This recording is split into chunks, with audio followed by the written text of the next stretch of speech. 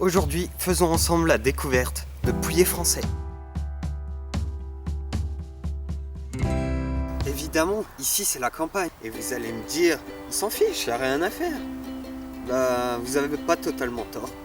Et il y a quand même quelques activités et même un petit peu de réseau. Commençons par l'endroit le plus aimé des jeunes enfants. L'école.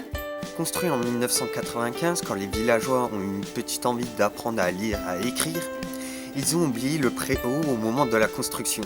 Ils ne l'ont construit qu'une quinzaine d'années plus tard. Car comme on dit par ici, les parents en avaient assez que leurs enfants rentrent gaugés.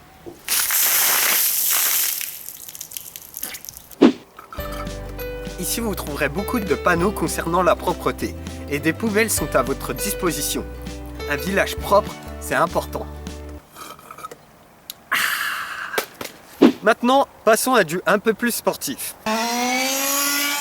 Il y a les circuits d'autoradio commandés où chaque année se déroulent des manches de championnat régional et national.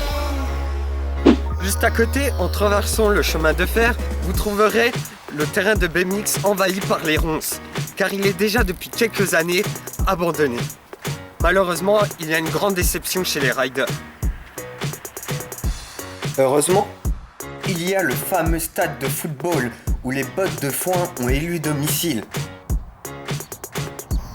C'est utile quand tu joues tout seul.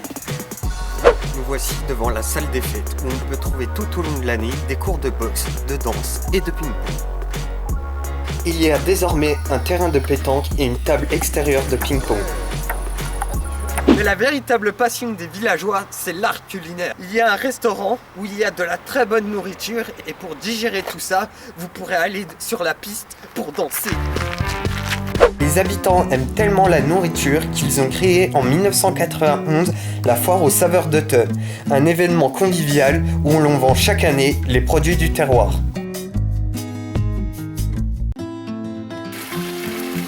Ainsi s'écoule la vie à Pouilly français, qui malgré ses qualités et ses défauts, reste un village où l'on peut vivre une vie simple et paisible.